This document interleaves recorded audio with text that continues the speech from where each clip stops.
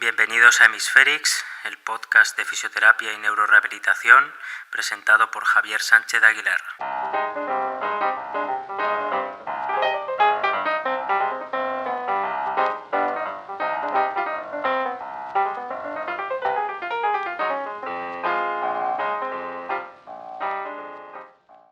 Hoy os traigo un artículo publicado recientemente, en septiembre de 2020, que trata sobre un consenso internacional sobre el conjunto de valoraciones motoras tras un ictus.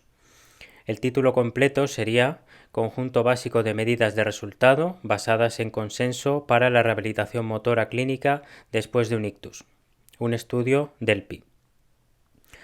Es bueno recordar que el método DELPI es un marco de proceso de pronóstico basado en los resultados de múltiples rondas de cuestionarios enviados a un panel de expertos. Se envían varias rondas de cuestionarios al grupo de expertos y las respuestas anónimas se agregan y se comparten con el grupo después de cada ronda. En este caso se trata de expertos tanto del ámbito clínico como investigador, pero el consenso tiene claramente un perfil clínico. Si miramos los autores del artículo, podemos ver nombres muy sonados dentro de la investigación del ictus. Como suelo decir, quien suele estar al día de las publicaciones sobre neurorehabilitación reconocerá nombres como, y que me perdonen las personas que sepan cómo se pronuncia realmente, Gerd Quakel, Nick Ward, Jan Verbeek, Andreas Luft, Gerd Verheyden o el primer autor, Johannes Pohl. Por tanto, estamos hablando de un consenso de gran envergadura científica. Este artículo habla de un consenso sobre medidas de resultado para la rehabilitación motora después del ictus, por tanto deja fuera otros aspectos como el cognitivo o el lenguaje. Justamente en el apartado de limitaciones, que veremos después, exponen eso mismo, que deberían hacerse otros consensos con respecto a esos dominios.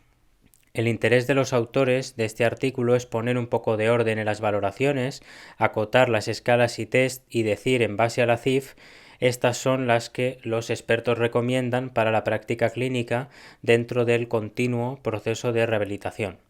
Además, les interesa el tiempo de administración, los puntos temporales en los que pasar dichas escalas y test.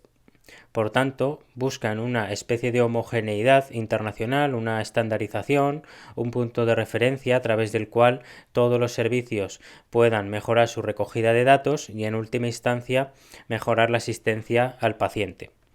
Todos sabemos que hay muchísimos test y escalas para valorar a un paciente con ictus y solo hablando de los aspectos motores. Afortunadamente, hoy en día están prácticamente todos disponibles en Internet, pero sí que es verdad que algunos requieren pagar o incluso materiales específicos que suelen valer bastante dinero.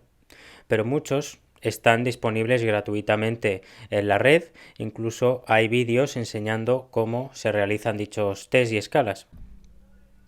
Lo que sí es importante es saber inglés, lo cual es la eterna asignatura pendiente de España, que precisamente nos limita mucho a la hora de comunicarnos con el exterior.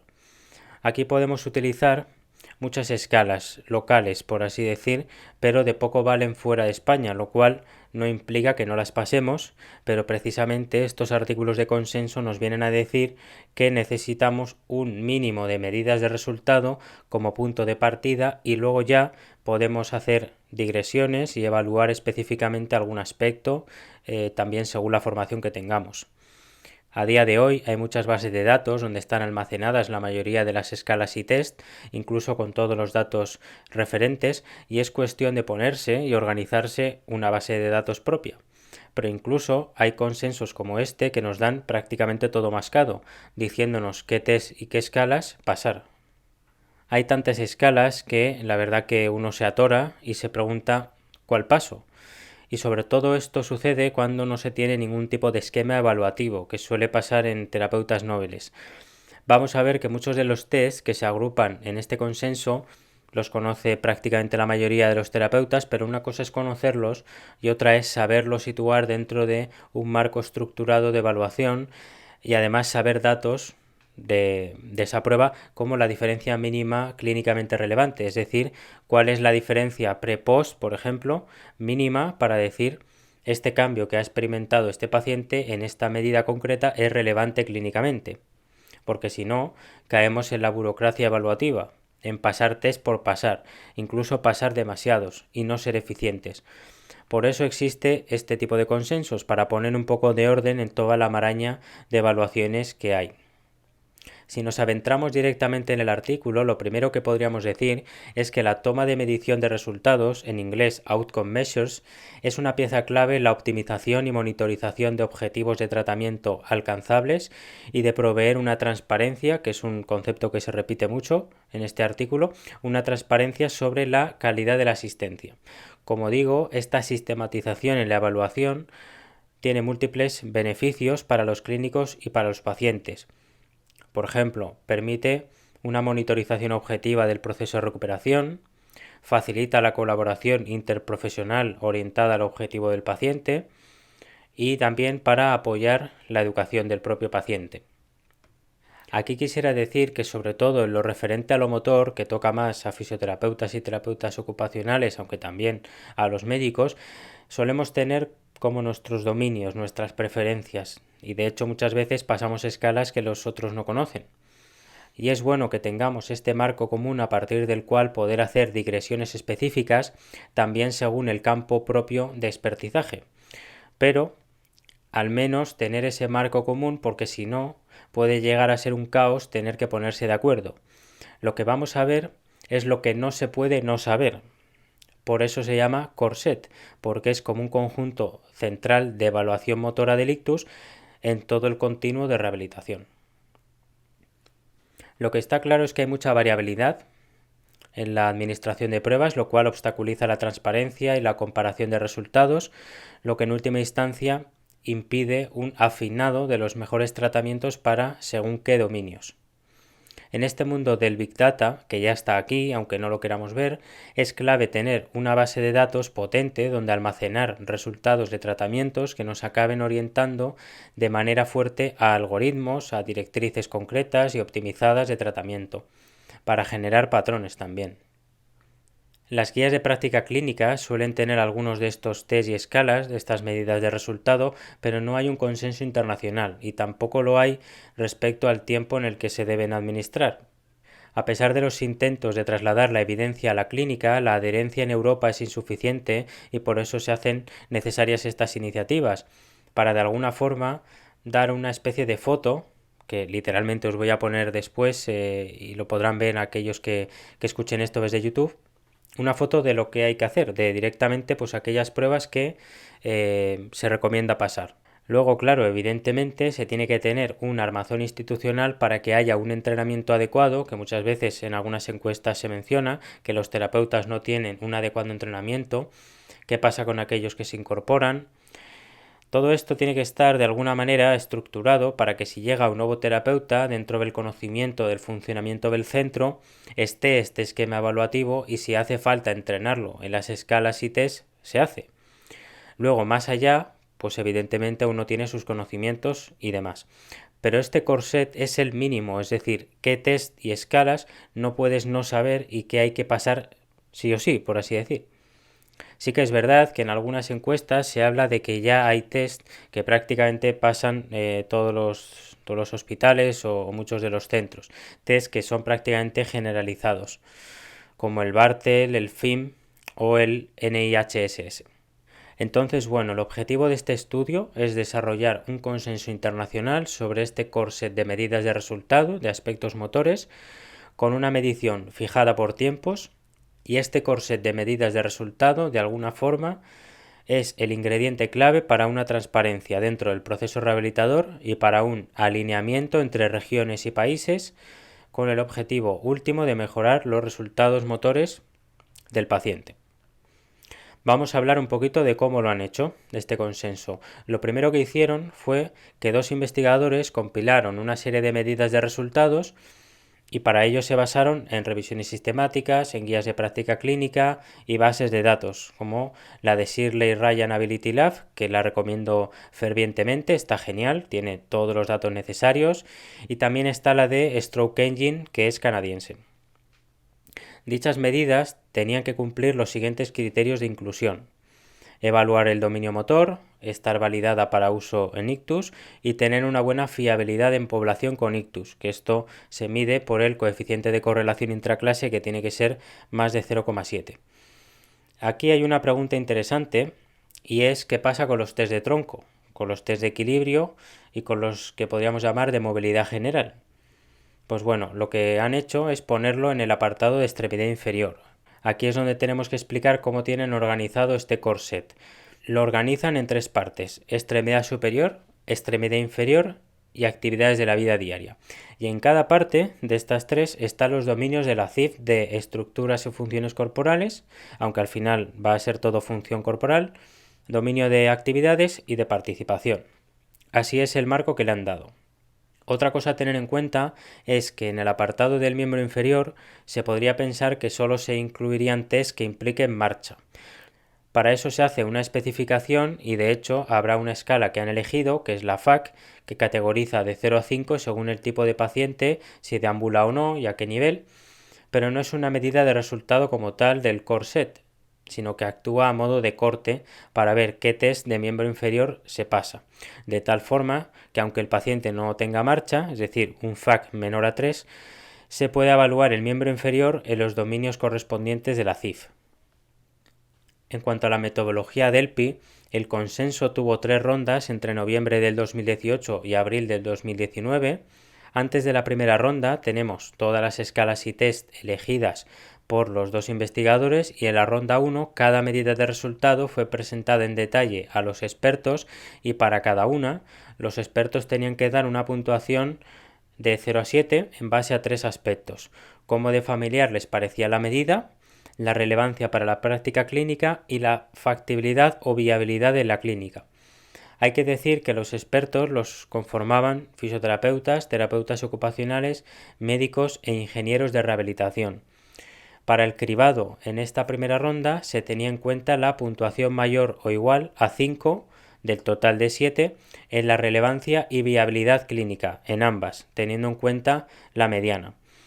En la ronda 2 ya tenemos un número reducido de escalas que se tienen que priorizar por sección y dominio de la CIF, asignando una puntuación en sentido ascendente. Y como hemos dicho, por el tema de la marcha se permitió una segunda medida para que no quedara ese perfil de paciente sin medición en el miembro inferior. Para cada sección, la medida de resultado más puntuada se incluyó en un primer core set preliminar. Adicionalmente, los expertos designaron las medidas en unos tiempos, teniendo que elegir dentro de las 4 fases de la recuperación del ictus: fase aguda, subaguda temprana, subaguda tardía y crónica. Y dentro del acuerdo tenían que tener un mínimo de 50% más menos 2% para poder pasar a la siguiente ronda. En la ronda 3 se vieron los datos agregados, se presentaron los rankings y se sugirieron los tiempos de evaluación. Y el corte para el mínimo acuerdo de los tiempos fue del 70% más menos 5%. Si nos vamos a los resultados, es interesante nombrar que participaron 33 expertos, pero durante las rondas acabaron 27, ya que 6 se perdieron. Y en cuanto a las medidas de resultado, de las 177 iniciales, 119 cumplieron los criterios de inclusión y se presentaron a los expertos. 59 fueron puntuadas como relevantes y viables y se puntuaron luego en la ronda 2. Y en la ronda 3 quedaron 9 medidas. ¿Y cuáles son? Pues este es el momento decisivo. Quienes estén escuchando esto desde YouTube ahora estarán viendo la tabla del core set, pero lo resumo igualmente por voz. Para el miembro superior tenemos: para las funciones corporales tenemos el Fugel-Meyer Motor Assessment, Fugel-Meyer ya para los amigos.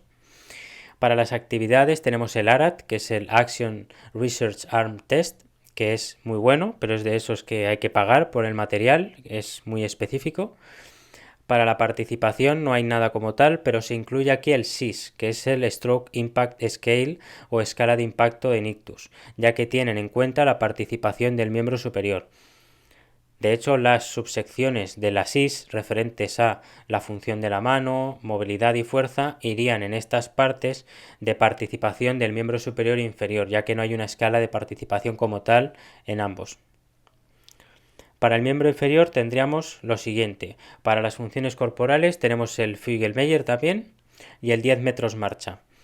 Para las actividades tenemos el Berg y el Test Up and Go. Recordemos que no está como tal el FAC, el Functional Ambulation Category, pero hace de corte. Si se tiene más de 3, se entiende que el paciente camina y puede pasar el Up and Go y el 10 metros marcha. Si no, pasa únicamente el Figl-Meyer y el Berg. Y para la participación, como hemos dicho antes, no hay nada como tal, pero se incluye el SIS, el Stroke Impact Scale. Y finalmente, para las actividades de la vida diaria, tenemos lo siguiente. Para las funciones corporales tenemos el NIHSS, que lo usan mucho los médicos. Para las actividades tenemos el FIM y el Bartel, sobradamente conocidos. Y para la participación, pues directamente tenemos el SIS, que ya hemos mencionado. A todo esto se pueden ver todos los rankings, así como datos de las medidas de resultado en el material suplementario del artículo, que lo dejaré en la descripción del capítulo. Merece la pena echarle un vistazo. Bueno, pues ya tenemos las escalas, las repetimos para que las vayamos integrando para el miembro superior, Figl-Meyer, ARAT y el SIS. Para el miembro inferior, Figl-Meyer, 10 metros marcha, Up and Go, Berg y SIS. Y para las AVDs, el NIHSS, el FIM, Bartel y el SIS. Aquí alguien podrá echar en falta algunos test, como el Box and Block Test, el 9-Hole Peg Test o el 6 minutos marcha. Quizás también algún test de estructura corporal podría echarse en falta. A mí la verdad que también me faltan, pero bueno, al final es el consenso al que se ha llegado. Evidentemente, luego la aplicación institucional y clínica es otro cantar. A mí, por ejemplo, que me fijo mucho en los algoritmos de predicción, me falta el Trunk Control Test, el test de control de tronco, que es un test muy sencillo que junto con el balance muscular de la extensión de cadera nos puede predecir la marcha independiente en fase aguda. Esto está, por ejemplo, en el algoritmo TWIST, liderado por Cathy Stinear de Nueva Zelanda. Probablemente en un tiempo haga un episodio dedicado a una revisión de factores predictores del ictus y así podemos ver esto con más detalle. En cuanto a los tiempos de medición, hay mucha variabilidad, pero el acuerdo final se estableció que se tenía que tomar una medida entre el día 1 y 3, que supongo que normalmente será el 3, en el día 7, es decir, a la semana, en la semana 2, la semana 4 y la semana 12, es decir, a mitad de mes, final de mes, tercer mes, sexto mes y luego ya cada 6 meses en la fase crónica. Lo repetimos, una medición entre el día 1 y 3, a la semana, a las 2 semanas, al mes, a los 3 meses, a los 6 meses y luego ya cada 6 meses. Entonces ya tenemos una serie de valoraciones concretas, algunas muy sencillas, otras más complicadas que requieren material y entrenamiento, y tenemos también los tiempos en los que se deben medir dichas medidas. Aquí es donde os tengo que recomendar que tengáis esos test y escalas lo más automatizadas posibles en la cabeza, porque llevan tiempo y si hay que estar con el papel mirando, apuntando y demás, la verdad que se pierde mucho tiempo y sobre todo entendiendo a aquellos que trabajan en el servicio público, que no tienen tiempo prácticamente nada o la mayoría, pues con más razón estos tienen que tener esto súper ágil. Yo me acuerdo que practiqué mucho la escala Figl-Meyer en el máster de Cádiz y con razón lo hicimos, ya que la profesora trabajaba como fisioterapeuta en la fase aguda en un hospital público y sabía perfectamente que esto hay que tenerlo súper automatizado. El Figl-Meyer parece mucho, pero en realidad no es tanto. Otra cosa es el ARAT, que sinceramente los autores del Core Set creo que son muy ingenuos y piensan que se va a instaurar. A no ser que se haga un entrenamiento intenso y se subvencione el material de alguna forma, lo veo difícil. Veo más factible pasar rápidamente un box and block o un 9-hole peg test que de alguna forma te da también medidas de actividad. Lo que pasa que pues no hay como un uso concreto de objetos y la verdad que bueno, el ARAT tiene también sus cosas positivas. En el artículo mencionan que estas valoraciones se tardan de 60 a 75 minutos pasarlas, sobre todo por el FIM y el Bartel, que implican buena comprensión y expresión del paciente y eso puede hacer que se alargue la valoración. En el artículo también se hace una discusión y se habla un poco de las medidas de resultado elegidas, pero voy a señalar solo algunas cosas. Respecto a los tiempos de administración de las pruebas, vemos que las pruebas se concentran mucho en la fase subaguda, coincidiendo con el patrón logarítmico de recuperación y con las mayores mejoras que se producen en los 3 primeros meses en los que se produce la restitución como tal. Luego es importante decir que no se incluyeron la admisión y el alta como puntos de medición, probablemente por la larga variabilidad internacional en el tiempo hospitalario y en la accesibilidad a clínicas de agudos y de rehabilitación. Pero los autores las catalogan como opcionales, como se suele ver en muchos hospitales, yo creo. En cuanto a las limitaciones del artículo, menciona las validaciones transculturales, que los terapeutas ocupacionales estaban infrarrepresentados dentro de los expertos, que Europa del Este también estaba infrarrepresentada y que algunos expertos pudieron aplicar aspectos de investigación en sus elecciones, además de los aspectos clínicos. También que hubo variabilidad en el acuerdo en los tiempos de valoración después de las rondas 2 y 3.